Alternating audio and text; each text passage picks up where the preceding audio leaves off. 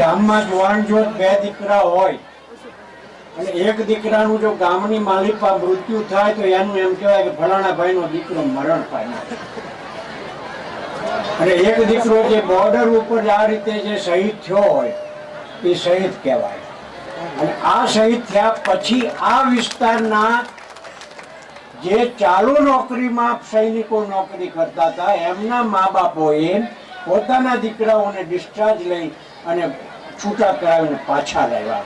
તો આ પ્રસંગ એટલા માટે કે આ પ્રસંગ ભાવિ પેઢીને પ્રેરક મળે કે તમે મિલિટરીમાં જાઓ, મરવાનું અહીંયા પણ છે અને મરવાનું ત્યાં પણ છે.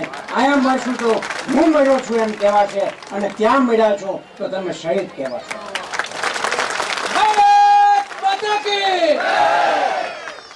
આ પ્રસંગને ઉજળો કરી બતાવી કરમદિયા ગામને આખા ભારતના નકશા ઉપર ઉજળું કરવા બદલ માનનીય મંત્રીશ્રીનો આભાર માનું છું.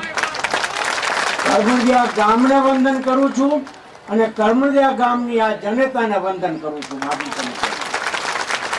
તો મહેરબાની કરીને તમારા બાળકો જે મિલિટરીમાં હોય એને પાછા લાવવા માટેનો પ્રયત્ન ન કરતા, પણ આમાંથી જે કોઈ હોય, અને અત્યારે કોમ્પિટિશન છે, તમારામાં તાકાત અને ત્રેવડ હશે તો તમને કોઈ ભરતી થવામાં રોકશે નહીં.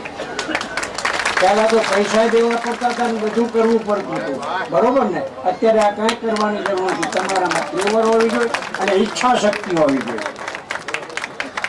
3 દિવસ પહેલાના છાપામાં નથુલા બાબતનો ઉલ્લેખ હતો. જનરલ સગતસિંહ સાહેબ મારા 70 માઉન્ટેન ડિવિઝનના જનરલ સાહેબ હતા.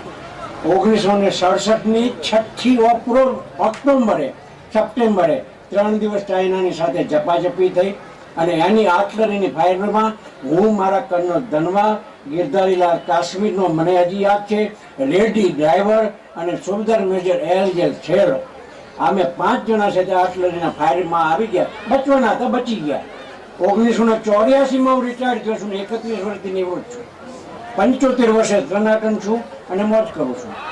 એટલે માજે મહેરબાની કરીને માતા પિતાને આ વિસ્તારના હું વિનંતી કરીશ કે તમારા જે બાળકો મિલિટરીમાં છે એને પાછા લાવવાનો પ્રયત્ન નહીં કરતા અને જે નથી ગયા એને જવા માટે.